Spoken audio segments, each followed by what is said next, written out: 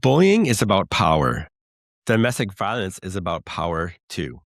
The difference is that in adult relationships, it often happens behind closed doors. Today on Breaking Bullying, we're having an honest conversation about domestic violence and the power behind it. We'll get into it after I hit this music.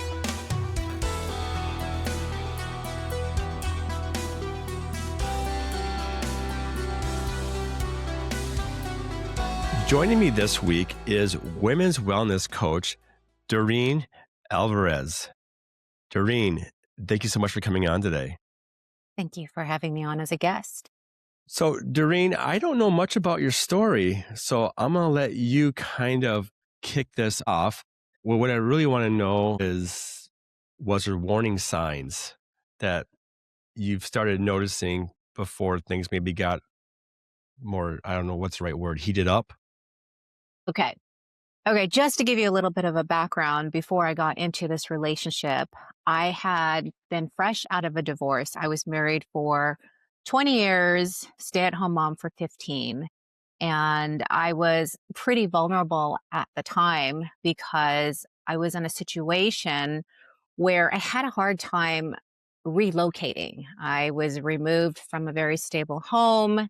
And then from that point on, I was just kind of a gypsy for some time before I got stable. So then I meet this I'm not even going to call him a gentleman. I meet this man.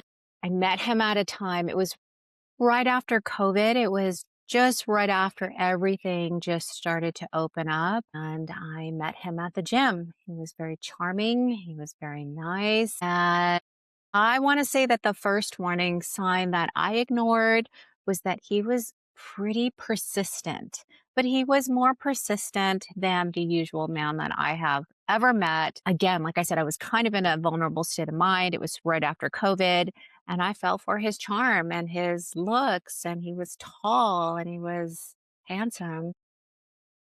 When you say persistent, like, what does that mean? I guess because I haven't been single since high school. I met my wife in high school, so we're talking like 30 some years for me. Was trying to like ask you out multiple times. What did that persistence look like?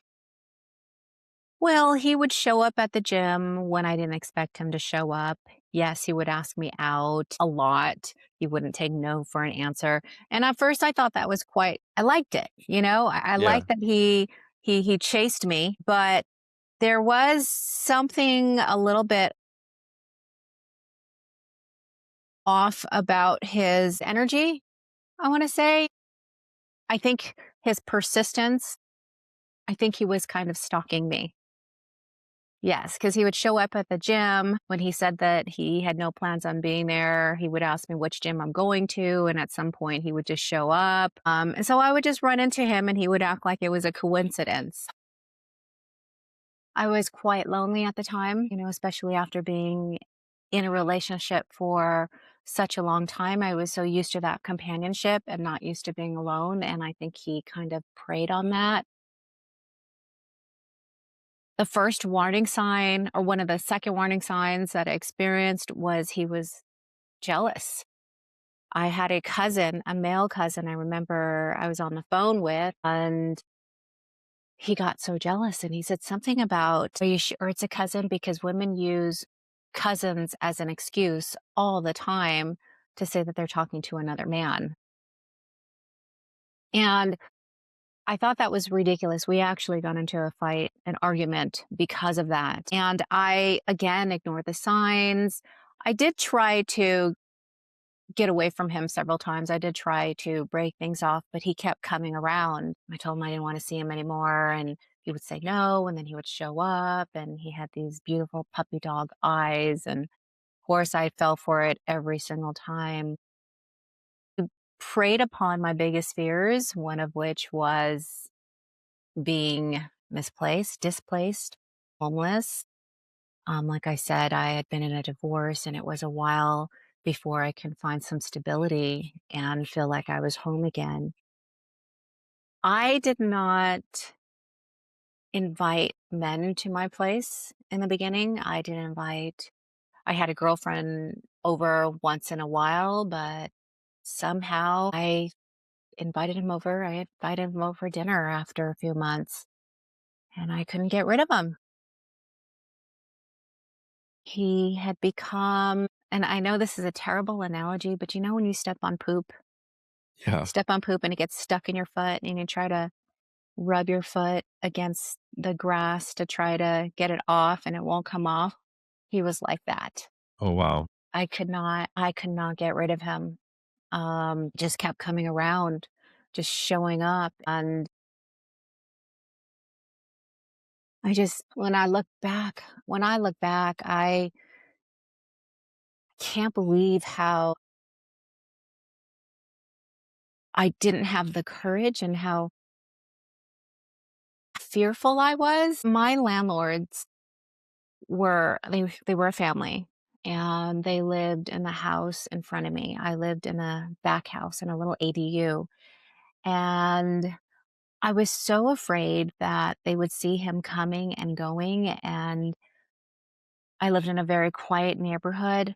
They did not want guests staying at my place more than 2 or 3 days, and, I was very private about my life. Nobody knew that I was seeing anyone. I kept my private life private, keep it private until it's permanent. That's my philosophy. He just kept coming and going and coming and going, and then I specifically told him that he couldn't come around and he couldn't stay because my landlords didn't allow guests to stay longer than 3 days. That was a big mistake. Yeah. Every time you try to call it off, did he, like, surprise you with some kinda gift? Like, what made you just keep staying with him? I wanna say that honestly, I don't know. It was a vulnerability. I was still trying to heal from my traumatic divorce. I was dealing with codependency. So when I was married, whenever something went wrong in the relationship or my ex-husband, I would get into an argument, I would blame myself.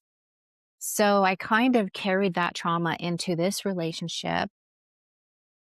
I don't know. I guess I was a people pleaser and I wanted to please him and just could not get rid of him. He would threaten to go to the front house and tell my landlords that he was living there. Really? And yes, and my fear was if they found out, I would be thrown out and have to find another place. My Yeah. neighbors were very nosy, shall I say. Not my landlord. I had neighbors who would watch the property. That we lived in the kind of neighborhood where the neighbors would look after each other. So they knew my landlords very well. They'd known him for years. And so one day, one of the neighbors said, there is a man that is frequently at Doreen's place when she's not there. We see him coming in and out. Did you move in a couple or a single woman? And I remember that day because my landlord confronted me and asked me if I had a man living there because the neighbors said they saw somebody there every single day for weeks at a time, which was untrue. He would Yeah. come and stay and then he would leave. But I said, no, I don't have anybody living here. I have somebody who comes and hangs out with me. I didn't want to say the word boyfriend. I just wanted to keep that private, you Yeah. know? So I had told him about the conversation with my landlord, and I said, you cannot come here anymore. We can meet somewhere else and we can go other places. You can come here, but you have to leave. You cannot stay here. And he didn't listen. He didn't listen. We got into a huge fight to the point where I ended up getting in my car and driving to the police station, which was probably a block away from where I lived. And he followed me there. He followed me to the police station. There was nothing the police officers could do. They basically said, stay away from her. And if this continues, then go file a restraining order against him. There was no violence at that time. It was more of a mental game. After that time, he kept coming around and he would threaten me. He would say, if you make me leave, Don't be surprised if you wake up and find your car burned down to the ground. Or don't be surprised if you wake up and you find your home burned down to the ground. If you make me leave, I'm going to go to the landlord and tell him that I'm living here. I'm going to tell them that you lied, and they're going to believe me. And I believed every single threat. Mhm. And I'll Well, he tell you, cornered you. He he cornered did. you. He did. There was a witness. Down the street there was a mechanic shop, and I remember him and I went for a walk, and we got into an argument at the corner shop, and I said, "You're not gonna come home with me. You have to stay here. You have to leave. You have to leave. You cannot follow me to my house." And he wouldn't listen. So the mechanic saw him cornering me. There was a wall, and the mechanic saw him cornering me against the wall. He had my throat like this. And he said again, "Doreen, if you make me leave, I'm going to burn down your house. I'm going to burn down your house." And he scared me. He had this look in his eyes that was evil. The mechanic came out and asked if I was okay. And I said I was. And again, I walked over to the police station and he followed me. And again, the police said there was nothing they could do because there was no violence pretty much. Just they told him to leave me alone. But isn't the hand on the throat violent enough? Not not according to the police. Not according to the police.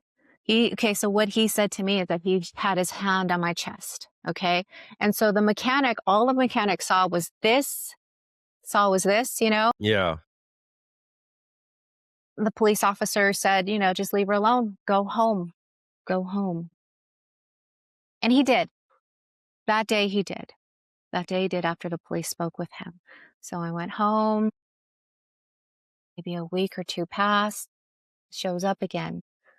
And of course I gave him I couldn't get rid of him. I could not get rid of him to save my life. And I was, I never understood why victims of domestic violence keep going back until I became a victim. It was a mental game. He got in my head. And once he got in my head, I couldn't get him out. He totally manipulated me. He totally preyed upon my vulnerability. S- The first indication that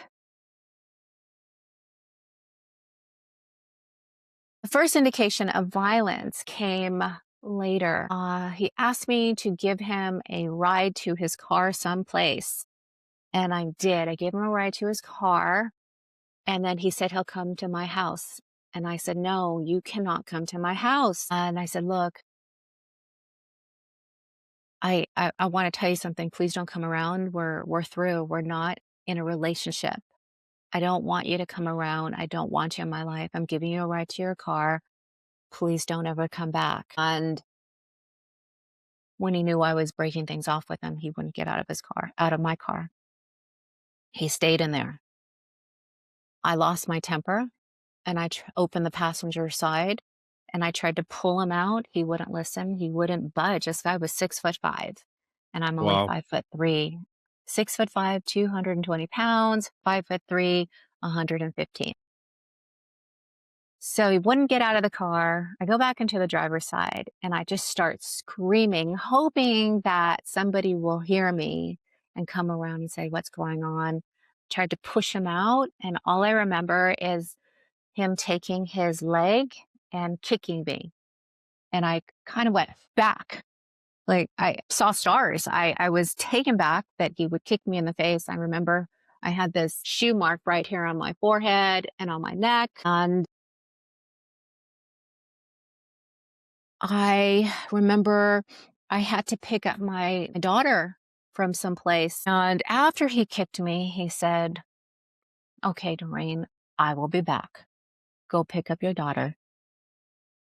And then he walked out, and I was still stunned, wasn't crying. I was in shock. I could feel the sting from the kick on my foot, my face. I could feel it. And all I could think about was, I need to pull it together because my daughter is going to see that I am upset, and I have to make sure that my face doesn't look swollen. Nobody saw what just happened. I'm screaming my head off. Nobody helped.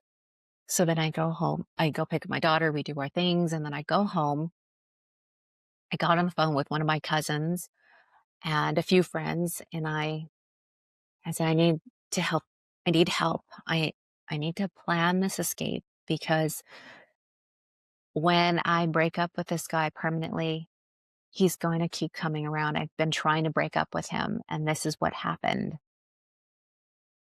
So we had planned that I would get all of his stuff out of my place because I had a few things at my place, and I would leave it outside in the front door. My cousins would come over and help. So that's what we had planned. So a few weeks later, or maybe a few weeks later passed, and I took all of his stuff, packed it up. He comes over to pick up his stuff. He said, okay, I understand. I understand we're breaking up. So he comes over and he asks if he can use the bathroom. And I said, sure, but you have to leave. So he comes in to use the bathroom and he says, we're not breaking up. Do you remember what I said about telling your neighbors that I live here? I already told them. So you're kicking me out and you're going to get kicked out too. And I was completely mortified. Then I lost my temper and I just shouted, get out of my house. I called my cousin, put him on FaceTime, and I said, this man is here. This is my cousin. This is my cousin. He's a witness here. I'm telling my cousin, I'm trying to get this guy to get out of my house and he won't listen. So my cousin tried to talk to him. You need to leave out of our house, get out of our house. And again, this gentleman did not believe this guy was my relative. And he said, okay, I'm leaving now. So I get off the phone with my cousin. He comes back before he walks to the door. He turns around and he says, you're not breaking up with me, Doreen. We're meant to be together. I opened the door. I tried to pull him out of the house. I tried to push him out of the house. I tried to move him, but he wouldn't budge. And I started screaming. And I was trying not to scream because I didn't want my neighbors to hear me, but I could not get this guy out of my house. And the last thing I remember was this fist coming towards my face. He had punched me and then he started kicking me. I remember I fell into the corner of my television cabinet. I grabbed a plant and I threw it at him. And then he kicked me and then he got up and then he left. And I didn't understand what had happened. No one's ever abused me. So I get up, I'm shaking. I grab my keys and call my best friend at the time. She came over and we drove to the police station. He was waiting around the corner in his car. He drove and followed us to the police station. I was afraid to get out of my car. I was shaking. And my friend gets out, and the police officers come get me. I go in, I file a complaint. They take my story. I'm shaking. I was so scared. I was so scared that I did not realize that I had peed myself. While I was sitting there on the chair, giving my story to a police officer, and I realized I was wet. He hung around the police station, which was fantastic. It was so convenient because all the police at the station surrounded him and arrested him on the spot. So I got an emergency protective order and he was to stay away from me for 7 days. I remember this all happened on a Sunday. Monday morning, I went over to the courthouse and I got a restraining order against him. Good. Did that end the whole situation with him finally? Man, No, no. So he was arrested and he was released that same Monday that I got my restraining order. But luckily, I did it that day. It took me all day. He was served with the paperwork before he was released.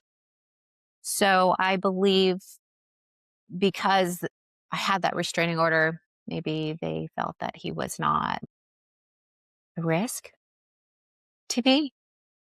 I had a black eye, I had bruises all over my body, and thankfully, they didn't appear right away. So when the police took pictures, all you could see were red marks and maybe like swollen yeah. parts. But it was in the next couple of days that the bruises started to appear and they were quite large. So I have this restraining order.